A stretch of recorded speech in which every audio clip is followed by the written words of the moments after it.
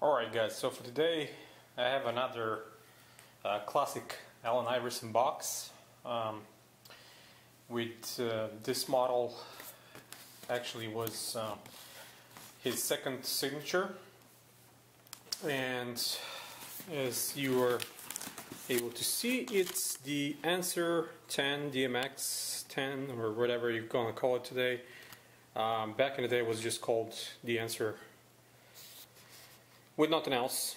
It was just utilizing the DMX 10 technology. It just came out and it was brand new.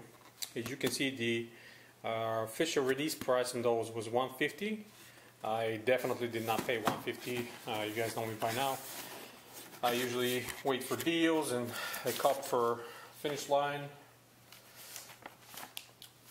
for around $70.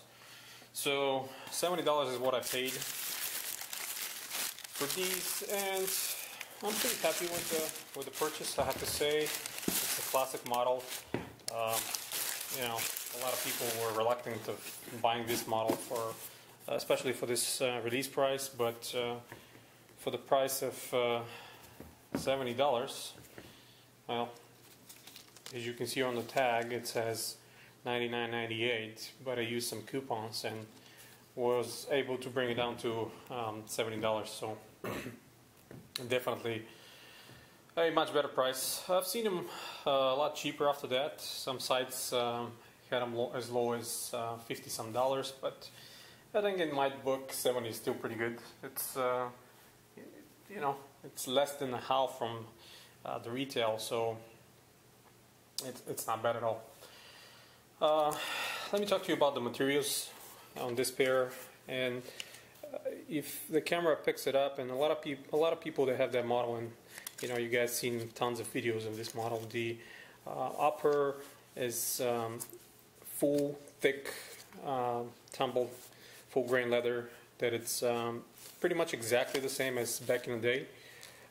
Very high quality leather, very high ends, and very thick. I mean, it smells like leather, and it's exactly how those shoes were released back in the old days. Little hint here of reflective material right underneath the Vector logo, and really like the speckled outsole. Another hint is this piping around here with the reflective material as well. This pair came after the Question, and everybody's familiar with the Question model, but this one actually was first from the newly created DMX technology. So what the DMX was initially with the DMX 10 was those 5 pods in the heel and 5 pods in the forefoot, and those bridges that transition the air between. So when you strike the ground on your heel, the air will move forward to the forefoot section, and then when you push off or jump on your forefoot straight up, the air will transition back to the heel. So this actually created kind of like a very rocking and soft and nice feeling with this shoe back in the day. Unfortunately, what they're using now, it's a DMX foam, so there's no air here to be transitioning between the heel and forefoot. So the cushioning is definitely something that it's less pronounced with the DMX foam compared to the original pairs. Yeah, I mean, it's not the real DMX. Regardless, I think the materials used on this pair and how classic it is, it's definitely worth it, my $70. Iverson signature here on the tongue with the patent leather. I showed you my black and red pair and how when you lace those up and tie them up, this Vector logo matches right here. This was a model that definitely suffered from some of the heel lock issues.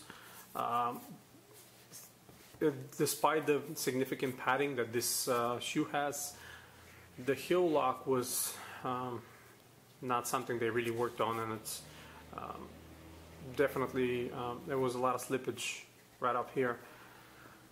when you wear them and try to play basketball with them, even back in the old days when the original dropped. This white underlay, I think it's the only kind of major section that is synthetic. So all the black overlays and from the upper are full, thick, really thick, full grain split. I'm really tired today, sorry. Tumbled full grain leather. And maybe the camera picks that reflective material right here. Yeah, I can see it. Reebok on the heel with the little Vector logo underneath.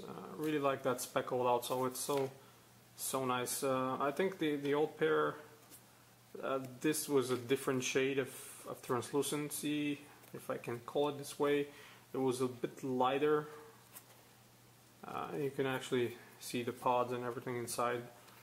The midsole is kind of dense on this retro. I think the original one was a lot softer, but I can't be absolutely sure on that. On the back of the ton it says the question has been answered. Allen Iverson, Rookie of the Year, 1996-97. His stats as well. Actually, the material used on the inner liner, it's very nice, very plush and soft. Those are, as you can see, steel factory laced. I haven't worn either one of those, my black and red, and this one as well.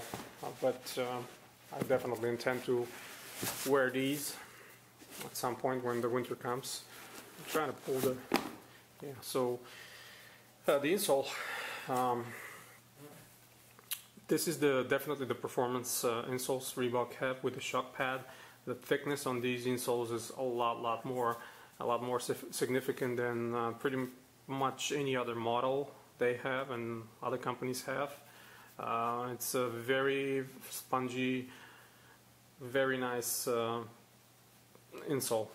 Definitely, it's needed because of the lack of the real DMX. So it's highly appreciated that they decided to put at least this insole inside. And I mean, if you experience any uncomfort with another pair, you can actually pull those out and put them on the other pair and run with it. Let me see if I can check the release and the production date is 03/13 on this one. So yeah, it's been a year and a half since they dropped, I think. But yeah, I still think it's a classic Iverson model. I really liked it. Too bad they were not as successful as the question. But for us older Reebok sneakerheads, it was definitely something that piqued my interest, and I wanted to get me a pair before they disappear forever. I don't think the Reebok will be bringing them back anytime soon, but yeah, that's pretty much it. Interesting lacing system. That was one of the additions they did back in the day. Kind of hidden laces. Definitely a good retro in my book. I really liked it. I don't feel any bad at all that I spent $70 on these last year, and they're totally worth it. Thank you guys for all your support. Until next time, stay tuned to CollectiveKicks.com for more sneaker news, reviews, and history articles, and you have a wonderful day.